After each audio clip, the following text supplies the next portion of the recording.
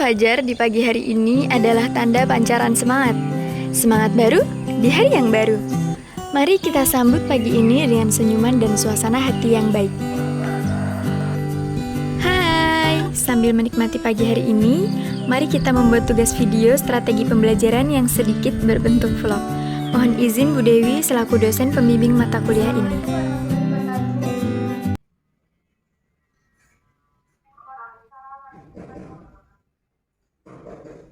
Halo Rek, gimana kabarnya? Sehat? Semangat?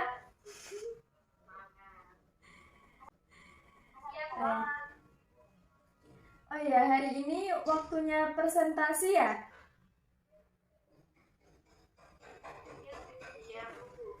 Baik, saya persilakan kepada moderator untuk membimbing presentasi hari ini. Assalamualaikum warahmatullahi wabarakatuh. Waalaikumsalam warahmatullahi wabarakatuh. Alhamdulillah, wassalatu wassalamu ala rasulillah. Aku bisa nilai yaumil ba'thi wa nusyur amma ba'du. Puji syukur marilah kita panjatkan hadratillahi rabbi yang mana telah memberikan kita bermacam-macam nikmat sehingga kita dapat berkumpul pada siang hari ini untuk melaksanakan presentasi. Salawat serta salam semoga senantiasa tercurahkan kepada junjungan kita Habibina wa syafi'ina wa maulana Muhammadin sallallahu alaihi wasallam. Allahumma sholli alaihi. Pertama-tama yang sama-sama kami muliakan Ibu Berlian dan juga rekan-rekan sekalian yang kami cintai. Pada siang hari ini kita menyampaikan presentasi kami kepada teman-teman yang bertugas. Kami persilakan.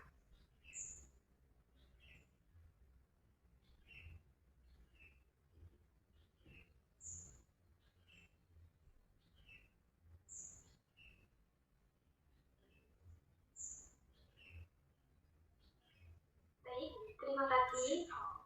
Saya Nur Arifin Zakia sebagai presentator pertama. Di sini saya akan menjelaskan tentang meyakini kitab Allah dan mencintai Al-Quran. Langsung saja untuk mempersingkat waktu. Yang pertama, pengertian iman kepada kitab Allah. Seperti kita tahu, iman itu merupakan suatu kepercayaan atau keyakinan sepenuh hati. Nah, jadi iman kepada kitab Allah berarti kita itu yakin dan percaya dengan sepenuh hati bahwa Allah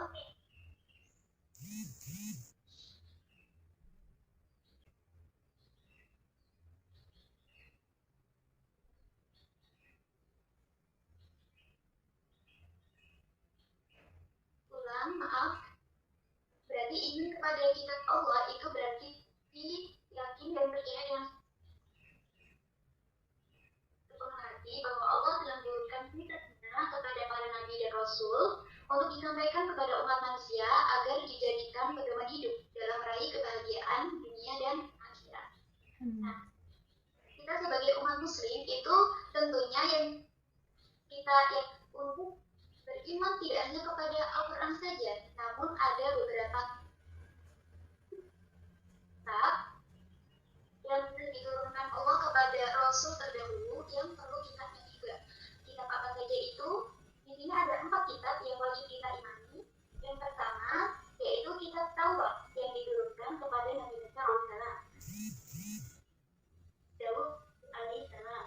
Yang ketiga ada kitab kepada Nabi Injil yang diwahyukan Allah kepada Nabi Isa alaihissalam. Dan yang terakhir yaitu kitab orang muslim, yaitu kitab Al-Quran yang diturunkan Allah kepada Nabi dan Rasul terakhir Nabi Muhammad SAW. Nah, kemudian untuk apa sih Allah menurunkan kitab-kitab tersebut? Yaitu untuk dimaksudkan agar dijadikan petunjuk dan pedoman hidup untuk meraih kebahagiaan dunia dan akhirat seperti yang saya sampaikan di awal tadi. Kemudian materi selanjutnya ialah Al-Quran sebagai kitab suci umat Islam. Al-Quran merupakan kitab suci Allah yang terjamin kesempurnaannya.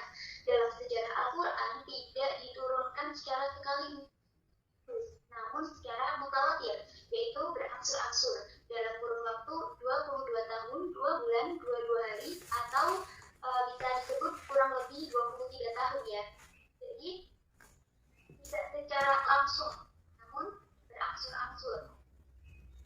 jumlah surat dalam Al-Quran sebanyak 114 surat yang terdiri dari surat Makkiyah dan surat Madaniyah.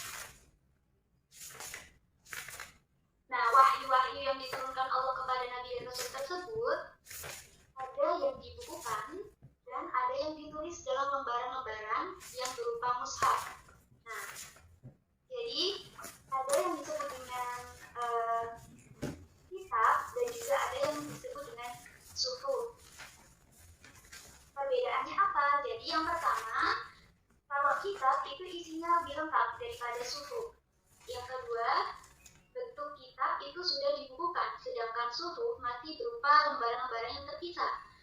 Yang ketiga, perbedaannya kalau kitab biasanya berlaku lebih lama daripada suhuf. Kalau suhuf itu biasanya untuk kaum tertentu saja. Setelah kaum itu selesai, ya sudah, suhuf itu tidak berlaku untuk kaum selanjutnya. Nabi yang menerima suhuf itu siapa saja sih? Yaitu ada 5.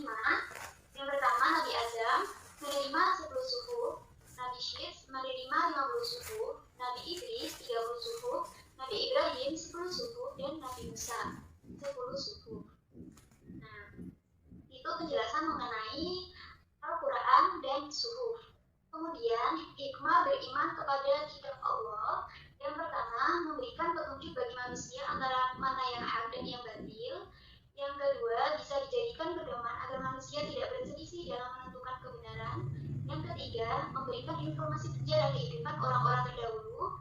Yang keempat, hati menjadi lebih tenang dan tentram dunia. Yang kelima, memiliki sikap toleransi yang tinggi karena kitab-kitab Allah memberikan penjelasan tentang sikap toleransi. Yang keenam, meningkatkan kesabaran dalam menerima cobaan, ujian, musibah yang menimpa dirinya. Yang terakhir, manusia dapat mengetahui betapa besar rasa sayang dan perhatian Allah kepada para hambanya. Mungkin itu saja yang bisa saya sampaikan. Saya kembalikan kepada moderator. Baik, terima kasih kepada presenter pertama kita. Selanjutnya, saya persilakan kepada presenter kedua. Baik, terima kasih kepada moderator. Sebelumnya, apakah suara saya bisa didengar? Ya, bisa Mbak. Nah, materi selanjutnya adalah tentang menghindari minuman keras. Nah, minuman keras ini adalah seluruh jenis minuman yang mengandung zat adiktif atau alkohol, dan dalam pandangan ajaran Islam ini termasuk minuman yang diharamkan. Karena minuman keras adalah minuman yang memabukkan dan dapat membahayakan kaum remaja dan harus dijauhi oleh remaja karena itu akan merusak masa depan mereka. Nah, kemudian bagaimana cara untuk menghindari minuman keras itu? Ada beberapa cara, yakni yang pertama, biasakan untuk selektif memilih pergaulan. Nah, karena kita sebagai remaja itu kan pasti di usia-usia yang memiliki banyak teman, jadi kita harus selektif memilih pergaulan. Kemudian yang kedua, mencari informasi sudut minuman yang menyehatkan. Yang ketiga, mendekatkan diri kepada Allah SWT dan selalu ingat hidup. Yang keempat, menjaga diri dari hal-hal yang sekiranya merusak dan tidak berguna bagi diri sendiri dan orang banyak. Kemudian yang kelima itu dapat membedakan mana yang boleh yang dilakukan dan yang tidak boleh dilakukan. Jadi harus tahu mana yang diperbolehkan dan mana yang tidak boleh, mana yang bisa yang mana makanan yang dihalalkan dan mana yang diharamkan. Kemudian nomor 6 itu menanamkan sifat baik dan memberi contoh kepada anggota keluarga agar tidak terjerumus dalam berat bebas yang membuat kita menjadi ikut minuman keras dan lain sebagainya. Kemudian selanjutnya adalah hikmah larangan minuman keras. Hikmah yang pertama itu bahaya terhadap kesehatan apabila kita minum minuman keras. Mungkin karena kandungan yang ada di dalamnya. Yang kedua adalah bahaya terhadap akal. Jadi kalau kita terlalu banyak minum minuman keras itu juga akan mengganggu kesehatan akal kita. Kemudian yang ketiga adalah bahaya terhadap mata benda.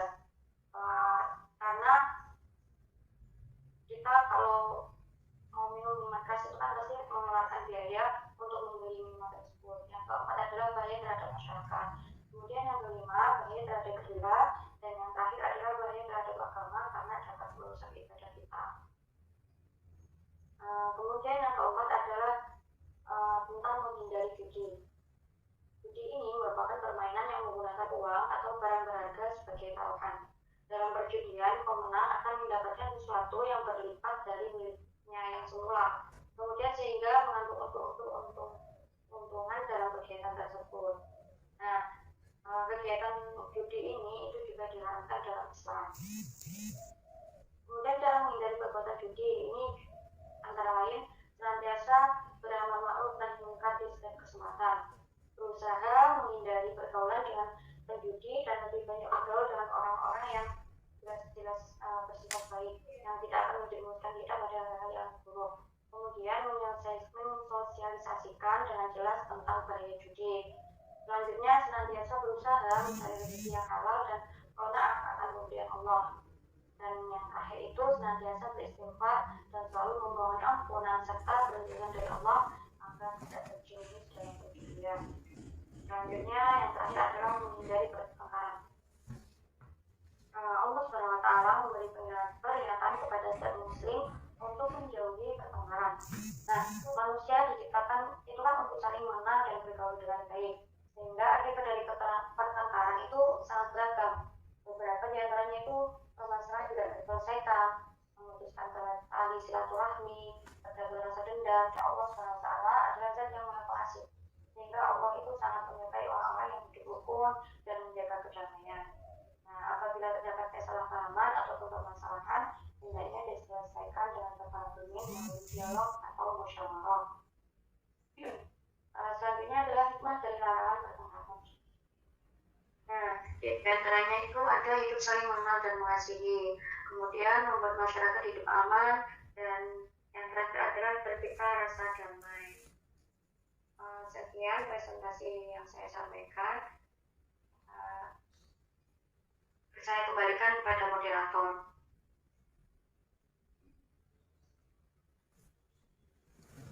Baik, terima kasih kepada para presenter kami yang telah menyajikan materinya dengan sangat aktif. Sesi selanjutnya yang sesi tanya jawab, di mana para peserta dapat menanyakan materi yang masih kurang dipahami kepada para presenter kami. Sesi tanya jawab kami buka. Kepada teman-teman yang ingin bertanya, saya persilakan.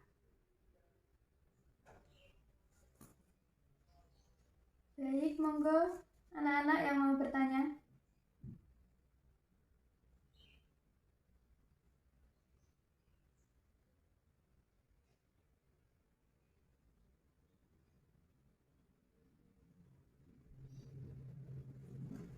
Oke, sambil menunggu pertanyaan dari teman-teman, saya akan menyambi dengan mengabsen dulu ya. Baik, Bu. Nur Arisma, Hadir, Bu. Azza Zulfa,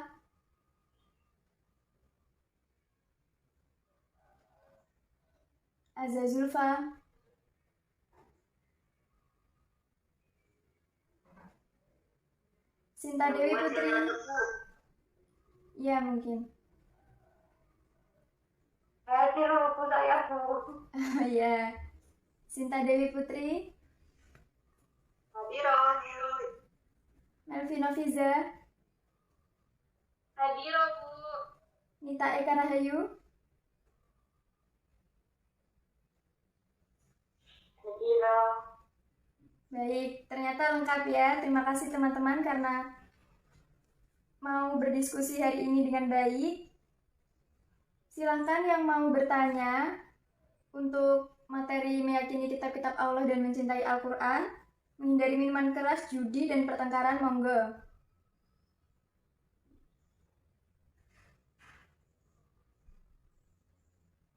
Saya izin bertanya, Bu. Monggo moderator dibimbing ya. Ya, Bu. Baik, moderator. Silakan ajukan pertanyaannya. Mengapa manusia hidup di dunia ini memerlukan kitab Allah Subhanahu wa Ta'ala? Baik, itu saja pertanyaan saya. Baik, terima kasih Mbak Melvi atas pertanyaannya. Saya ulang ulang pertanyaannya, mengapa manusia membutuhkan kitab Allah untuk hidup di dunia ini? Iya, benar. Baik, kepada presentator, dipersilakan untuk menjawab.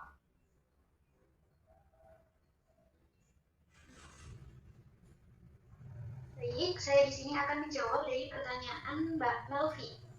Mengapa manusia hidup di dunia ini itu memerlukan kitab Allah? Jadi, sebagaimana yang telah saya jelaskan tadi dan juga termaktub dalam surat Al-Maidah, bahwa kitab itu diturunkan untuk memberikan petunjuk dan pedoman hidup bagi umat manusia. Nah, ibaratkan kita hidup di suatu negara, misal Indonesia. Nah, tentu ada undang-undang untuk kita berkewarganegaraan. Nah, maka dari itu, sama halnya dengan agama Islam, juga ada pedoman untuk menjalani kehidupan, yaitu Al-Quran. Jadi, agar manusia itu tidak semena-mena dan tetap di jalan agama Islam, tidak menyimpang dari ajaran-ajaran Islam. Kurang lebih seperti itu yang bisa saya jelaskan. Bagaimana? Kalau bisa dipahami? Baik, Mbak Melvi, bagaimana? Apakah jawabannya bisa dipahami? Insya Allah bisa. Izin bertanya. Iya, monggo. Pertanyaannya, katanya kalau seorang muslim itu minum hal yang memabukkan, maka syaratnya akan tidak diterima selama 40 hari. Lalu bagaimana hukum salat bagi mereka? Apakah sudah jelas bahwa salat mereka itu tidak diterima? Terima kasih. Baik, terima kasih kepada Mbak Nita atas pertanyaannya. Saya ulang pertanyaannya, apakah jika seseorang tidak meminum minuman haram, sholatnya tidak akan diterima selama 40 hari? Pada presentator, kami persilakan untuk menjawab. Baik, saya akan menjawab pertanyaan dari Mbak Nita.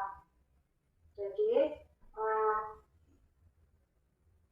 walaupun pemabuk itu sudah tahu atau sudah jelas bahwa sholatnya itu tidak akan diterima selama 40 hari, tapi hukum sholatnya itu tetaplah wajib dan tidak membutuhkan kewajiban dia untuk melaksanakan sholat. Jadi sehingga walaupun dia sudah tahu kalau sholatnya tidak diterima, bukan berarti dia tidak harus melaksanakan sholat.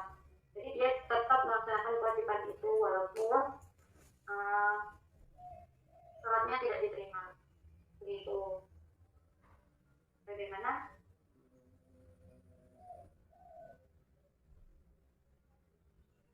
Apakah bisa diterima? Sepertinya sinyalnya Mbak Nita ini buruk ya. Baik, sinyal kok saya ini. Baik, kita kembalikan saja kepada moderator. Untuk Mbak moderator mohon dikondisikan ya. Oke, Bu, baik. Terima kasih atas jawaban dari presentator kedua kami. Insya Allah dapat diterima dengan baik jawabannya, karena mungkin Mbak Nita sedang sulit sinyal, jadi langsung saja. Alhamdulillah, presentasi kami pada hari ini telah selesai dan dapat berjalan dengan lancar. Kami ucapkan terima kasih kepada seluruh rekan-rekan yang telah meluangkan waktunya dan memperhatikan kami dengan baik. Terima kasih juga kepada teman-teman yang sudah bertugas. Selanjutnya, saya akan tutup saja langsung presentasi kami pada hari ini. Semoga yang kami sampaikan dapat bermanfaat. Kurang dan lebihnya mohon dimaafkan. Wassalamualaikum warahmatullahi wabarakatuh. Waalaikumsalam warahmatullahi wabarakatuh. Ada Bu dosen. Baik, terima kasih teman-teman. Presentasi kalian hari ini sangat-sangat bagus. Beri aplaus dulu untuk kalian semua. Selanjutnya, berhubung waktu sudah habis, saya hanya bisa memberi penilaian untuk kalian semua ya. Pokoknya sangat bagus. Untuk kesimpulannya, nanti saya akan sampaikan di grup WhatsApp. Baik teman-teman? Baik Bu. Oke, terima kasih. Wassalamualaikum warahmatullahi wabarakatuh. Semoga ilmunya bermanfaat deh. Selesai. Thanks for watching teman-teman.